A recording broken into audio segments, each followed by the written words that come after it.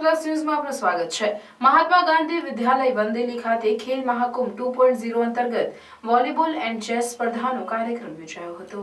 Sports authority of Gujarat સંચાલિત આયોજિત પંચમહાલ જિલ્લા વહીવટીતંત્ર તથા જિલ્લા રમત વિકાસ અધિકારીની કચેરી ગોધરા પંચમહાલ દ્વારા આયોજિત ખેલ મહાકુંભ 2.0 અંતર્ગત મોરવા હડફ તાલુકા કક્ષાનો ખેલ મહાકુંભ 2.0 અંતર્ગત વોલીબોલ એન્ડ ચેસ સ્પર્ધા કન્વીનર એન્ડ આચાર્ય આરસી ચારેલના માર્ગદર્શન હેઠળ યોજાઈ ગઈ, જેમાં અંડર 14ની બહેનો રાઠોડ ફળિયા રામપુર પ્રથમ વિજેતા, સેકન્ડ કેજીબીવી રાજ્યના અંડર 17 ભાઈઓ બહેનો રામપુર ઓપન ભાઈઓ મોરધ્વજ મોરવા રહ્યા।